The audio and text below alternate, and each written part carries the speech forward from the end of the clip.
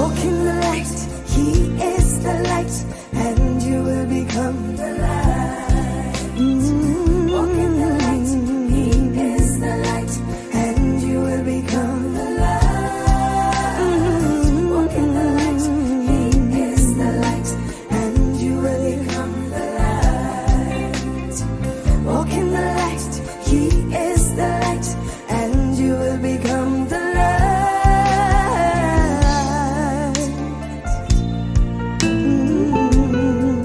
Shalom, shalom, peuple de Dieu, et bienvenue pour cette troisième édition de votre émission favorite. Ainsi parlent les livres, les bandes, l'esprit et l'épouse. Une série d'entretiens, comme vous le savez, avec le pasteur Jean-Marcel Éric Amougou, que nous recevons encore ce soir, pasteur de l'Assemblée locale Eden Tabernacle à Pécadous. Bonsoir, pasteur. Bonsoir, mon précieux frère. Très heureux de vous recevoir encore aujourd'hui. Ah, moi de même. Et bonsoir voilà, donc, à tous les téléspectateurs aussi. Voilà, donc comme vous le savez, nous parlons de la vision réelle de l'épouse et de son ministère en ce temps de la fin, à la lumière des saintes écritures et du message apporté par le prophète de Dieu, le révérend William Marion Branham. Alors, pasteur, c'est déjà notre troisième édition. Nous avons annoncé le thème à la première sur le cordon de fil cramoisi de la rédemption.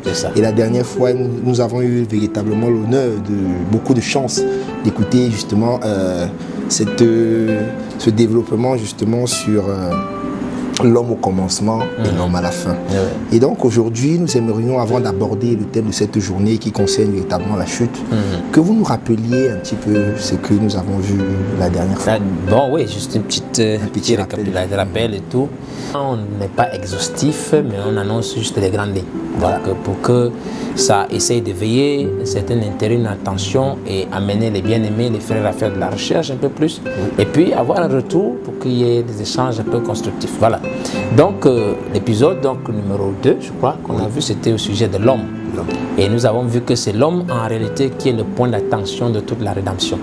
Dans la rédemption, il s'agit de cela. Et nous avons lu une citation, vraiment parler de tout ce qui est contraire à cet homme-là, à cette perfection à laquelle Dieu nous appelle, laquelle qui est les 7 esprits d'Élohim qui forment en nous la parole, le logos, le corps parole, afin de refléter la nature de Dieu.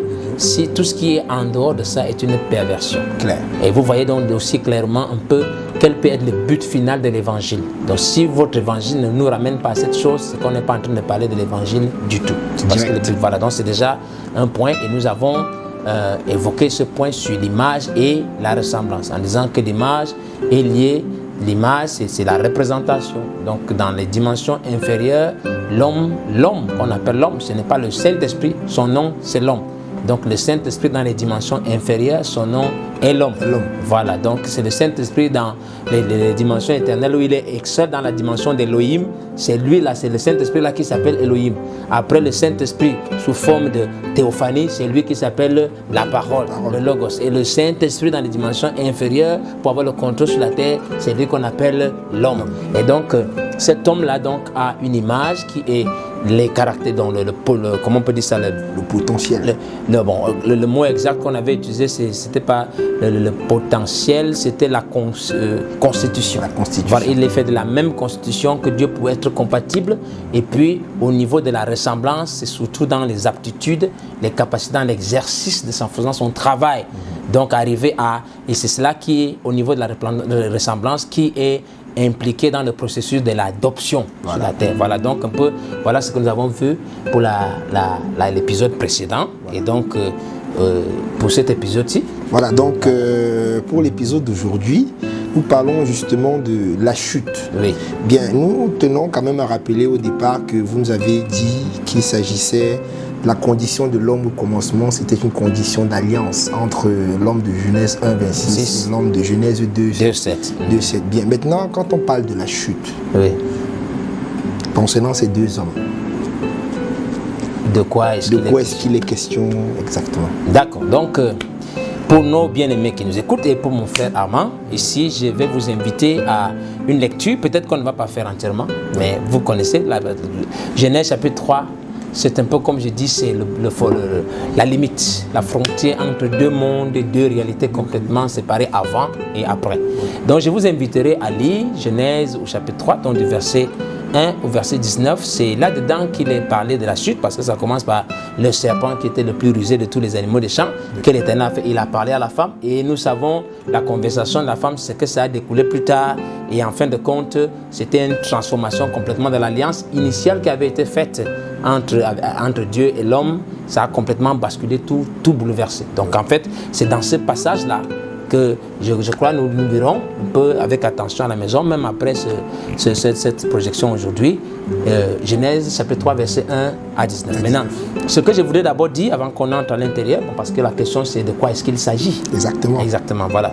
Déjà, j'aime toujours faire le parallèle entre ce passage Genèse chapitre 3 et puis Luc 24. Luc 24 où Jésus rencontre Cléopas et son ami sur le chemin d'Emmaüs. Vous voyez un contraste saisissant. Vous avez d'un côté un personnage qui s'appelle le serpent, et vous avez de l'autre ce personnage qui était cet étranger, cet homme mystérieux qui va rencontrer Cléopas. Ils utilisent pratiquement les mêmes choses, les mêmes mots. Dieu a dit la parole, mais regardez un peu en fait quel est l'objectif, la destination de la parole utilisée. D'un côté, le serpent parle de la parole. Ce n'est pas qu'il ne parle pas la parole, mais en fin de compte, le résultat c'est quoi? C'est une rupture de communion entre l'homme et la femme, entre l'homme et Dieu. C'est la peur qui s'installe, c'est plein de choses, la mort qui commence à venir. Alors que de l'autre côté, quand Jésus lui prend la même parole et qu'il parle à Cléopas et son ami, c'est plutôt les gens qui étaient en train de rétrograder qui reviennent à la communion. Donc c'est juste pour interpeller aussi, pour que vous compreniez que le tout dans la parole de Dieu, ce n'est pas ce qu'on dit, mais c'est les faits que cela a sur nous. La vérité ne se trouve pas parce que quelqu'un a agencé les Écritures, mais Jésus disait, vous les reconnaîtrez à leur fruit. Donc qu'est-ce qui se manifeste? Et je nous interpelle réellement à souvent regarder ces choses. Et Frère Branham parlait aussi souvent de l'objectif, les mobiles qui sont derrière tout ce que nous disons.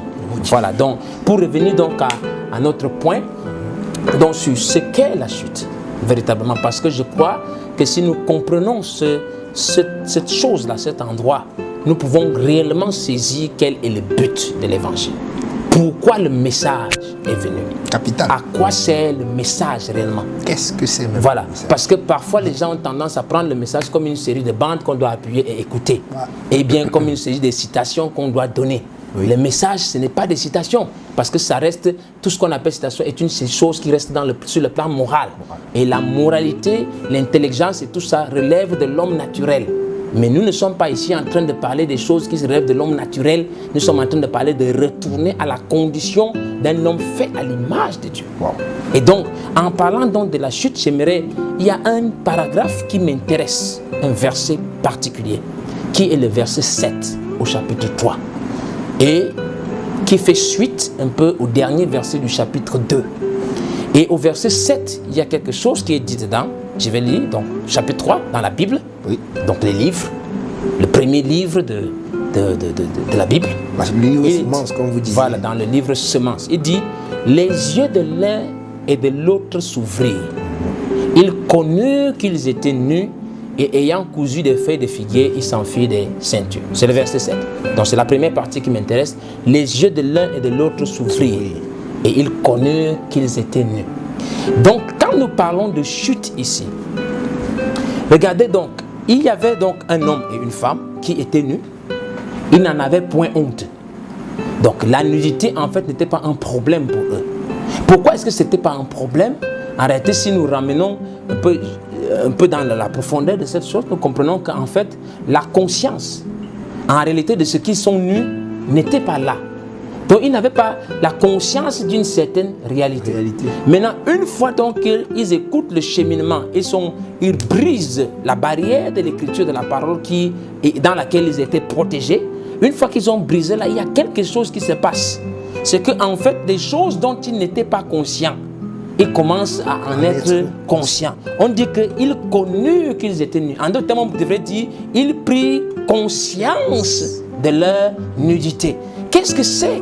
De quoi est-ce qu'il s'agit là? En réalité, c'est comme s'il y a éveil d'une certaine conscience qui n'était pas éveillée avant.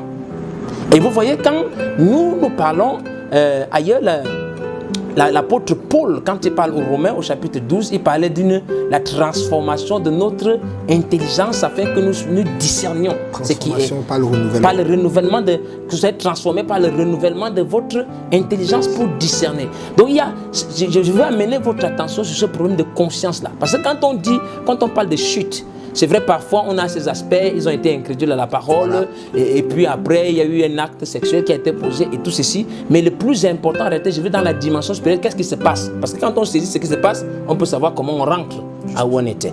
Donc, ce qui se passe ici, c'est que c'est un problème de conscience. Frère Branham, le prophète de Malachie 4, que Dieu bénisse son âme, vraiment nous a apporté la révélation du mystère de Dieu, nous a apporté une lumière à l'intérieur. Et qu'est-ce qu'il nous dit dedans? Il dit que l'homme a en lui deux consciences. Il dit qu'il y a la première conscience, en fait, qui l'aide à contacter son environnement direct. Donc sa première conscience permet qu'il puisse se voir, se regarder, toucher, ainsi de suite, entrer en contact avec son environnement. Mais il y a une autre conscience qu'il a, qui s'appelle aujourd'hui le subconscient. Et c'est cette autre conscience qui permettait qu'il entre en contact avec Dieu.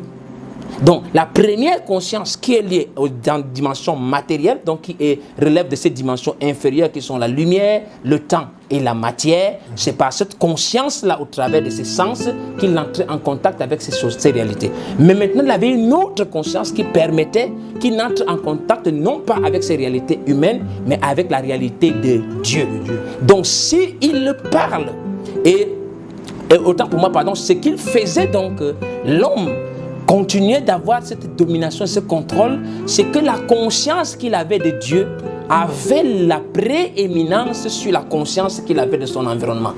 Donc il n'avait pas encore certaines réalités de son environnement qui n'étaient pas accessibles parce que cette conscience-là de l'environnement était inférieure, elle était soumise à la première conscience avec laquelle il contactait Dieu. Quand la chute donc s'opère, il y a cet inversement qu'il y a. Et inversement de l'ordre de prééminence des deux consciences. La première conscience avec laquelle l'homme entre en contact avec son environnement est devenue la conscience principale. Et la deuxième, c'est celle qu'on appelle le subconscient. Et ce subconscient, en réalité, qui permettait à l'homme d'entrer en contact, en communion avec Dieu. Et quand cette communion-là, c'est par là qu'il prenait les décisions pour influencer le monde, c'est cette conscience-là qui s'est fermée. Et quand cette conscience-là se ferme, alors la première conscience, ou qui était la deuxième, prend le dessus, qui est la conscience de la condition naturelle de l'homme. Voilà un peu ce qu'est, en fait, si on peut dire, l'application mécanique de ce qu'est la chute. Parce que la chute, c'est quoi? La chute, c'est la perte de conscience des réalités divines. Oui. Maintenant, au profit d'une conscience plutôt des réalités qui sont charnelles et humaines. Et donc, c'est à cela, en fait, que l'homme doit se libérer. Je vais essayer de vous prendre une citation, si tu me permets, mon bien-aimé frère. On a un peu de temps, n'est-ce pas? Allez-y. Voilà, donc pour essayer de parler de ça, c'est toujours dans cette citation que j'ai reprise dans notre épisode passé, en parlant de l'attitude là où il prend le troisième homme. Et frère Branham dit ceci, parce que je l'ai lu un peu en partie, et je vais continuer avec la suite. Il dit ici que le premier homme, vous ne pouvez pas le voir. Donc c'est Dieu, Elohim, le Saint-Esprit. Il dit Dieu, le deuxième homme était un halo. C'est ce halo-là qui est le Logos. On le connaît, le Fils de Dieu, que l'autre voilà. Et il dit, et maintenant il prend un troisième homme et le fait comme un petit nuage blanc. Il apparaît. Nous pouvons le voir, le Saint-Esprit qui descend. Et il est un homme tout fait. Ça, c'est l'âme de l'homme. Elle est donc éternelle. C'est cette âme-là qui était le troisième homme. L'homme fait à l'image de Dieu. Il dit, et après que cet homme eut péché, il a gâché cette âme. Les ténèbres, l'obscurité y est entrée. Oui. Donc, l'obscurité est entrée où? Dans son âme. L'obscurité est entrée où? Dans la première conscience avec laquelle il entrait en communion avec Dieu. Et quand l'obscurité entre à l'intérieur, c'est la conscience inférieure de l'homme qui est une conscience naturelle qui prend le dessus. C'est à partir de ce moment-là qu'il prend conscience qu'il est nu.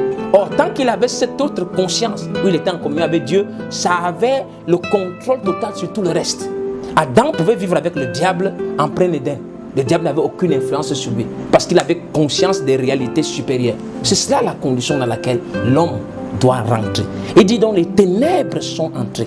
Donc ces ténèbres dont nous parlons, quand on dit nous sommes dans les ténèbres, ce n'est pas des ténèbres physiques que la lumière est éteinte, mais c'est des ténèbres spirituelles. qui sont liées à l'homme. Donc l'homme ne peut plus entrer en communion. L'homme ne peut plus entrer en contact avec son Dieu. Alors que ce qui était facile avant, Adam, Dieu rentrait à la fraîcheur du soir, il pouvait parler à son fils, la communion était facile. Aujourd'hui, le pont est fermé, les nuages ont recouvert son âme. À cause des ténèbres. À cause des ténèbres, c'est de cela la chute. Donc c'est l'âme, la conscience première qui est devenue subconsciente, qui est devenue une conscience inférieure. Donc quand l'homme naît aujourd'hui, il n'a plus conscience des réalités divines. Il subit la dictature de ces réalités-ci dans lesquelles le diable lui a le contrôle. Donc il est facilement conscient qu'il voit le feu, il voit le mal, il a la douleur, il a la maladie, et ainsi de suite. Il n'est pas conscient des réalités de la parole de Dieu que Dieu lui donne. Parce que s'il entre dans cette conscience, il pourrait savoir, je suis l'Éternel qui te guérit de toutes tes maladies. Et une fois qu'il est conscient de cette chose, peu importe ce qui se passe ici, cette conscience-là va avoir le contrôle sur le reste. La maladie n'aurait pas d'impact. C'est à cela en fait que l'homme doit rentrer. Donc, je ne sais pas si on a encore un peu de temps, peut-être allez-y, développer. Voilà. Donc, de quoi est-ce qu'il est donc question ici? Donc, c'est donc quand l'homme a perdu, parce qu'une fois qu'il a chuté, quand il a perdu dans la conscience de ces réalités divines, c'est là qu'on parle de l'amnésie spirituelle. Voilà. Donc, Malachie 4, le prophète a parlé.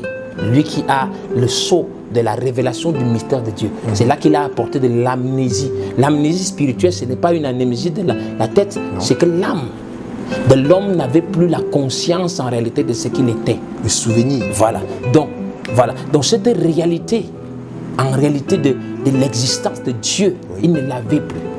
Et c'est à partir de cette amnésie spirituelle, quand l'homme est donc chassé de l'Éden, que s'ouvre ce que je peux appeler aujourd'hui la dispensation des prophètes.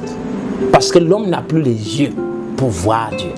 Mais parce que le Dieu est riche en miséricorde. Comme nous avons parlé du cordon de fil cramoisi de la rédemption, il doit garder un lien avec sa progéniture, avec son enfant pour pouvoir le ramener plus tard. Et pour qu'il garde le lien, il a donc établi ce que Frère Branham a appelé des dons de connaissance. Et ces dons de connaissance sont des prophètes qui sont constitués d'une manière spéciale, qui peuvent aller saisir les informations que l'homme avait de façon facile et aisée de la part de Dieu et communiquer aux hommes, afin que les hommes ne perdent pas complètement la conscience de la réalité des choses divines. Et c'est à partir de là, en fait, que nous avons la Bible. Donc la Bible est une conséquence directe de la chute de l'homme. Et c'est pour cela que nous avons aussi le message. Le message est une conséquence directe de la chute de l'homme. Parce qu'il faut des dons de connaissance à ce niveau qui descendent pour nous éclairer. Parce que nous avons perdu, comme on dit, les ténèbres, l'obscurité est dans notre âme. Vous voyez? Et donc peut-être que, en revenant à notre deuxième partie, j'aimerais évoquer ce point. C'est pour cela qu'il y a un peu ce passage qui est pour moi un peu une clé de voûte sans lequel je ne peux pas avancer véritablement, qui est 2 Pierre au chapitre 1, verset 19. C'est une réalité vraiment qui est présentée, une réalité spirituelle profonde. Vous voyez, comme il dit, nous tenons pour d'autant plus certaine la parole prophétique à laquelle vous faites bien attention, vous faites bien de prêter attention comme à une lampe qui brille dans un lieu obscur. Donc vous voyez, quand on dit lieu obscur, l'obscurité là est où? C'est dans l'âme. Donc à cause de cette obscurité de notre âme liée à la chute, nous ne pouvons pas voir les choses de Dieu clairement. Il nous faut la parole prophétique. Mais cette parole prophétique est une lampe. Mais qu'est-ce qu'est lampe? La lampe est une lumière artificielle. La lampe est une lumière artificielle qui nous permet de ne pas nous perdre. Mais après cette lumière artificielle, elle nous conduit jusqu'à ce que le jour vienne apparaître. Et le jour, c'est la véritable lumière qui doit briller. Parce que quand le jour vient avec le soleil. Et qu'est-ce que le soleil fait? Le soleil n'est pas seulement là pour éclairer, mais le soleil apporte aussi la vie. Il vivifie les semences qui sont enfouies dans la terre.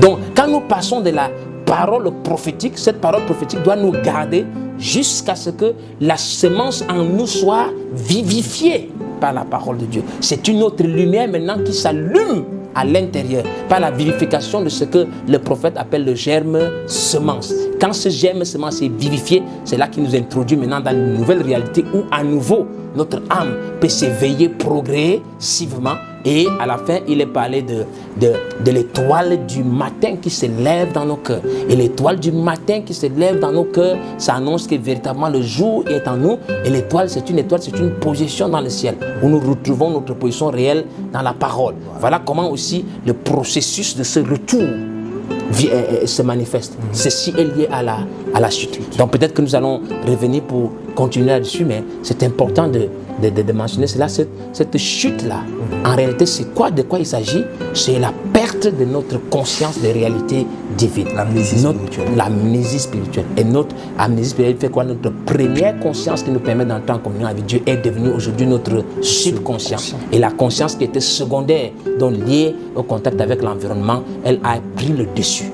Et c'est ce que nous sommes aujourd'hui. Voilà.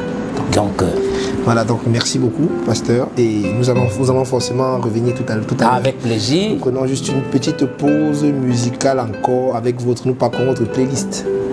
Ce soir, qu'est-ce qu'on peut proposer?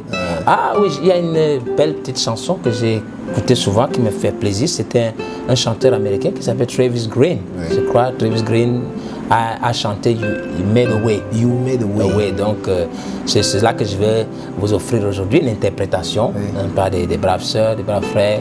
Parce que You Made a Way, tu as frayé un chemin, puisqu'en fait nous sommes en train de parler de ça pour nous permettre de sortir de l'obscurité et revenir à la lumière. Donc bon appétit, une fois de plus. J'espère que vous prendrez vraiment plaisir à écouter ce beau chant. Voilà, donc nous basculons au studio 2 pour écouter You Made a Way.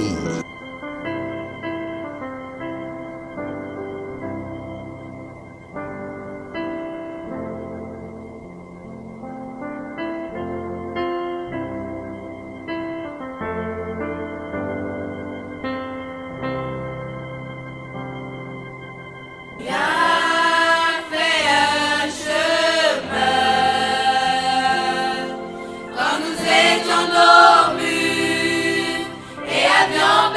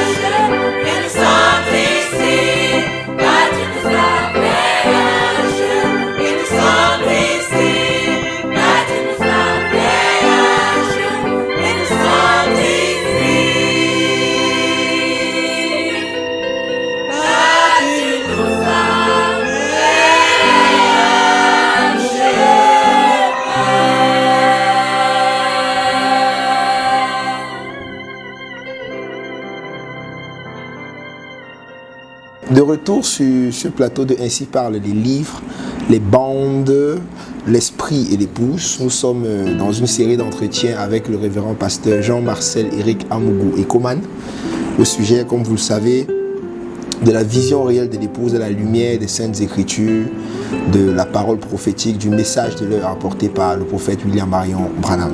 Donc ce soir, nous sommes sur le point de la chute. Oui. La chute.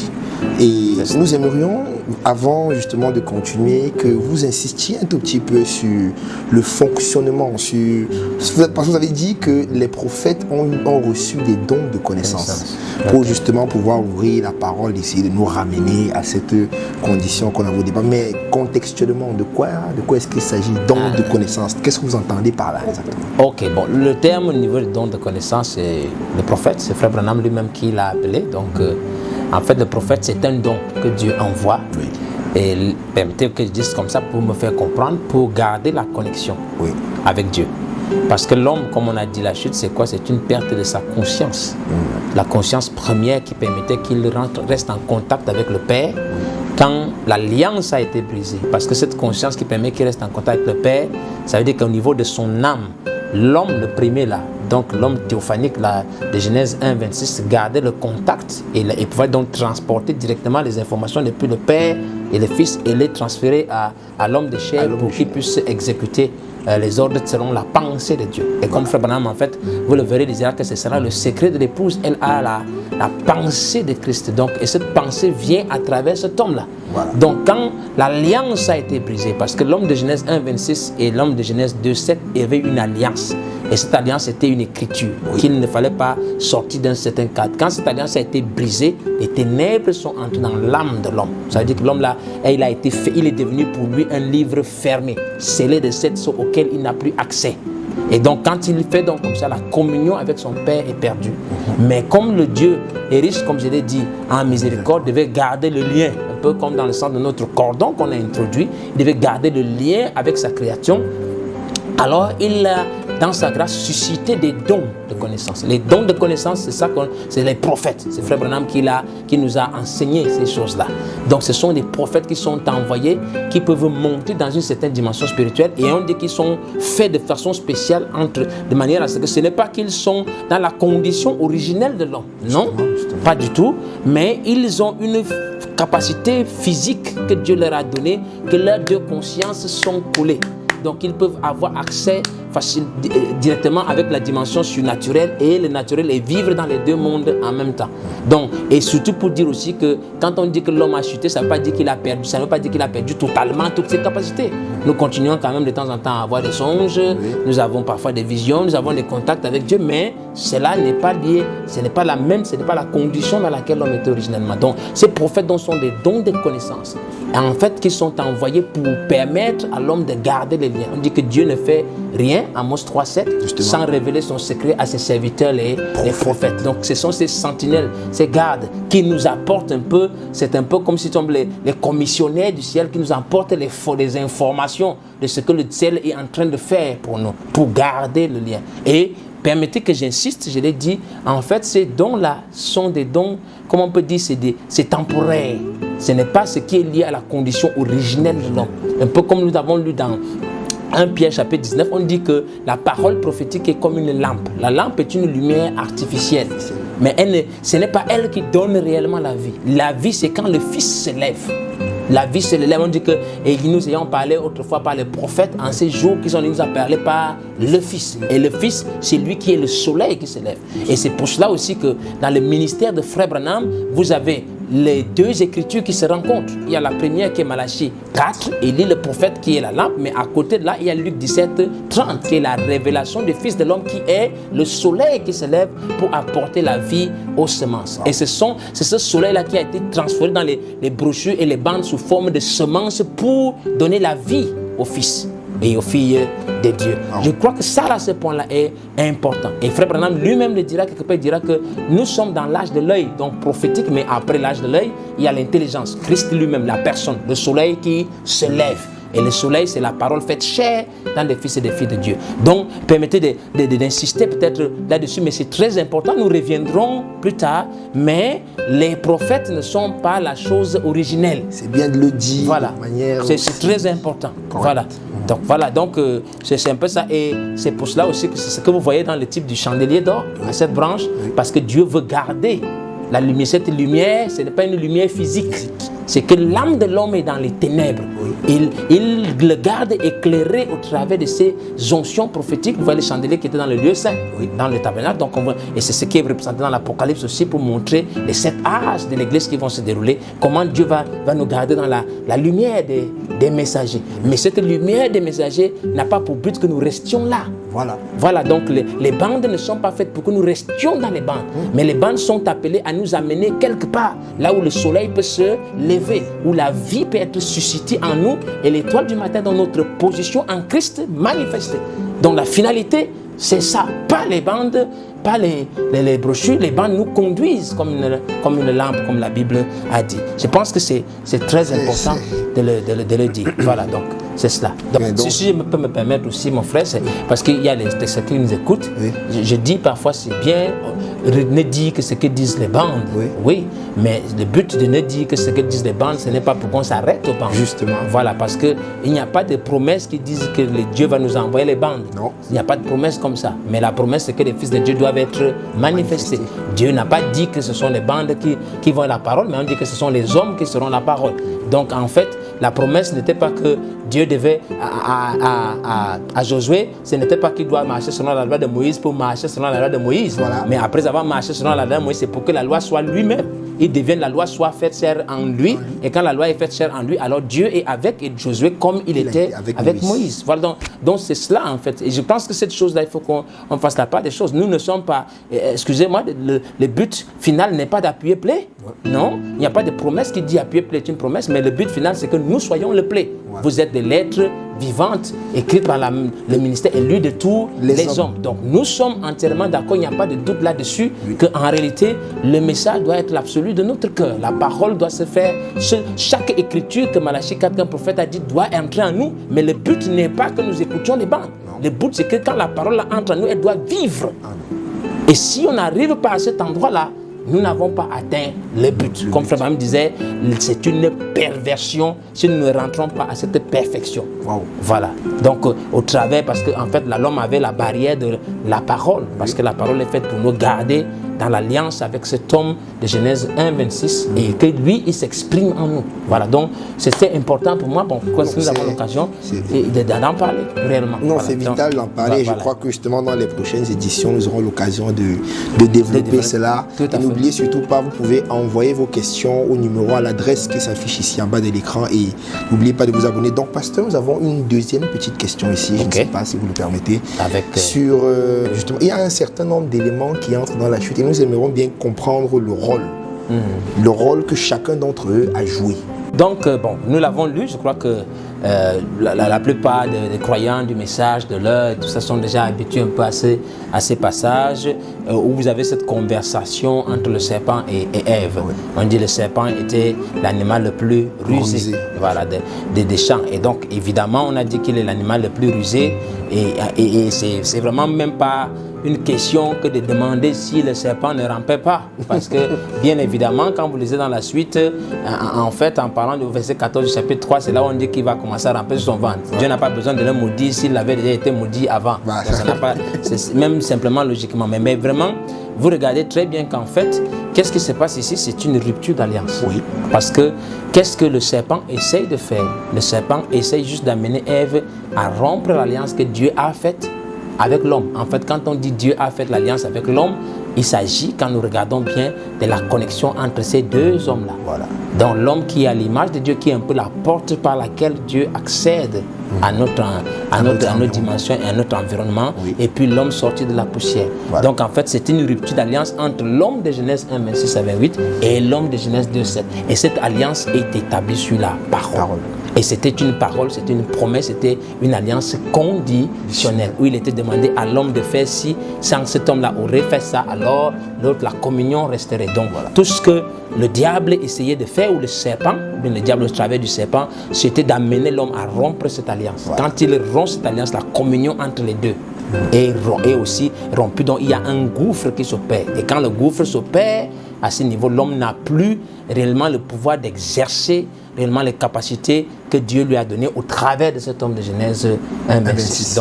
Donc, une fois donc que cette alliance est rompue parce que nous n'avons pas respecté, ou l'homme n'a pas respecté les conditions de l'alliance. Rester dans le cadre. Dans le cadre, voilà, les implications directes aussi, comme vous avez vu, nous avons essayé de parler de ça aussi à l'école du dimanche et tout, vous voyez directement qu'à partir de ce moment-là, il y a une certaine prise de conscience, d'une conscience souillée qui commence à apparaître, ils se rendent compte qu'ils sont nus, et c'est là que l'esprit, la religion entre.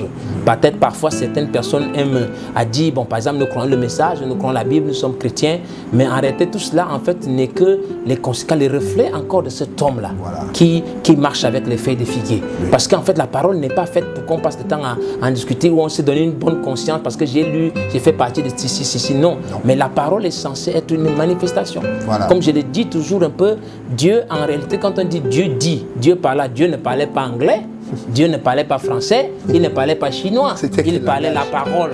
Et la parole, c'est une ex-manifestation. Voilà. Et Frère me disait qu'on sait que Dieu a parlé parce qu'on voit la manifestation. Voilà, donc nous rentrons dans cet état, non pas dans des dires, des discours qui sont juste le langage qui est lié à la chute aussi, mais à une manifestation d'une vie qui s'exprime. Donc c'est là que vous voyez après, quand vous rentrez la communion, maintenant l'homme rentre maintenant sous la position, la domination en fait de sa autre conscience. Voilà. Il marche parce qu'il voit, il marche parce qu'il entend, ainsi de suite. C'est à partir de là qu'il y a rupture de communion avec son prochain. La femme n'est plus os de mes os et chair de ma chair. Elle est devenue la femme que tu as placée à côté de moi. Quand Dieu vient, il parle. L'homme n'a plus la conscience de la divinité de son Père. Il voit maintenant Dieu comme un ennemi, il fuit, il a peur. Donc tout cela, c'est le reflet. La manifestation, vous voyez cet ego, parce que quand le diable commence à parler, il dit que vous serez comme des dieux, connaissant les dieux. L'ego monte, ils étaient déjà des dieux, mais tout cela, et tout cela, ça se voit dans ce que nous vivons tous les jours. Il y a des gens qui ont la parole, qui ont la Bible, mais ils manifestent ces choses. Des choses comme la peur, vous voyez ces ruptures de communion, on prend la Bible pour attaquer un frère, pour le combattre, et on dit que non, nous sommes fils de Dieu. Non, ce n'est pas cela, fils de Dieu. Ça montre simplement que nous sommes réellement dans cette ténèbre. Nous sommes réellement dans cette chute-là. Et puis, j'espère qu'il nous reste encore quelques minutes à évoquer ce point. Il y a une clé importante, comme aussi nous avons dit en parlant à partir de Genèse chapitre 3 où il est parlé de la semence du serpent dont Dieu parle. Et puis parfois vous avez dans certaines discussions où il y a des contestations en disant que le prophète n'avait pas raison, la semence c'était une pomme, c'était une pomme qu'on a mangée. Donc quand on parlait un peu de la semence du serpent, on parlait d'un acte sexuel qui a été posé, on dit que c'est une pomme qui a été mangée et tout ça, et qu'il n'y avait rien du tout d'acte sexuel. Je dis que parfois nous avons un problème de compréhension des choses spirituelles. Et je vais juste inviter un peu nos téléspectateurs, ceux qui nous écoutent, qui ont quelques petits problèmes avec cela, parce que je crois du fond de mon cœur qu'il n'y a rien à dire. C'était tellement parfait. Nous avons reçu un prophète qui a une révélation du mystère de Dieu, et en révélant le mystère, la semence du serpent, ça a libéré, ça nous a donné une compréhension claire. Et il nous a donné une clé qui est très importante, que je vais partager avec vous. Il a dit que quand vous voulez regardez la structure même, le canon de la Bible. Vous voyez, la Bible, elle commence par la Genèse et finit par l'Apocalypse. L'Apocalypse, c'est la révélation. Donc, en réalité, la Genèse est ce qu'on appelle le livre semence. C'est là où toutes les semences sont plantées. Le bien comme le mal. Mais la semence, en réalité, ne vous permet pas d'identifier la chose. Oui. Pour que vous puissiez voir ce qu'est la chose, il faut que la semence se développe, qu'elle soit arrosée, qu'elle grandisse jusqu'à ce qu'elle produise du fruit. Juste. Et Jésus, je crois, l'avait dit. Il dit que vous ne les reconnaîtrez pas à leur semence, mais vous les reconnaîtrez à leurs fruits. Donc si vous voulez savoir ce qui s'est passé dans la semence Genèse, cherchez dans le fruit appelé Apocalypse. Donc si vous voulez savoir ce qui s'est passé au début, regardez à la fin, parce que je suis le commencement et la fin. Et quand vous voyez, chaque fois on parle, par exemple, au début, on a dit qu'ils ont mangé du fruit de l'arbre. Mais regardez à l'Apocalypse, si vous allez entendre parler du fruit de l'arbre, la connaissance du bien et du mal, vous entendez parler toujours de la prostituée, la mère des impudiques, qui a commis l'impudicité, qui a commis la prostitution, la Babylone, et tout ce que vous voyez là, vous n'avez un rapport qu'avec la prostitution. La prostitution. Et je demande comment est-ce qu'il n'est pas évident pour nous de comprendre qu'effectivement, la chose dont on parle là, la conséquence physique c'est cette chose en rapport avec la prostitution de la femme. Voilà. Et bien entendu, la semence du serpent commence par dans l'esprit, la pensée qui a reçu une parole qui n'était pas celle qui a été donnée, mais cette semence aussi, elle a une manifestation physique. Et vous pourrez comprendre aussi facilement, aisément, peut-être qu'il nous reste quelques minutes, n'est-ce pas? Donc vous pourrez comprendre aisément aussi pourquoi, en fait, la communion entre l'homme et Dieu s'est brisée. Je pense qu'il est parlé quelque part dans la parole de Dieu, je crois qu'il y a 1 Corinthiens chapitre 6, il dit qu'un homme quand il s'attache à la prostituée devient un seul corps avec elle. Ça veut dire que si un homme s'attache à une prostituée, les deux sont un seul corps, réellement, dans le cas pratique. Donc imaginez-vous donc que le serpent qui est un animal s'attache à Ève, qui est la femme d'Adam. S'ils deviennent un seul corps, ça veut dire que le corps de Ève devient un corps hybride. Et si le corps de Ève devient un corps hybride et que Ève s'attache à Adam, le corps d'Adam devient un corps hybride. Et la Bible dit que, en réalité, à chaque, je crois que c'est 1 Corinthiens chapitre 15, il dit que Dieu donne un corps comme il lui plaît. À chaque semence, il donne un corps qui lui est propre. Et il dit toute chair n'est pas la même chair aussi. Donc, en fait, à chaque semence, donc si vous avez la semence d'un animal, par exemple, si c'est le lion doit avoir l'esprit. Le lion est un esprit. C'est une nature, doit avoir un corps qui est propre au lion. Et donc, si nous entrons dans Dieu ou dans l'homme, l'homme aussi doit avoir un corps qui lui est propre. Si l'homme, le corps est hybridé, l'homme ne peut plus rester à l'intérieur. Justement. Vous voyez, donc c'est très facile de comprendre pourquoi la parole de Dieu autour de l'impudicité, la prostitution et tout cela, ça tourne. Et n'oubliez pas une chose, Salomon nous a dit que ce qui a été, c'est ce qui sera. Si vous voulez savoir ce qui s'est passé à la Genèse, regardez ce qui se passe à l'Apocalypse. Quel est le péché aujourd'hui qui est le plus répandu? Vous voyez les femmes partout, si ce n'est pas le sexe. Pourquoi est-ce que le sexe vient aujourd'hui? Simplement parce que ce qui a été, c'est ce qui sera.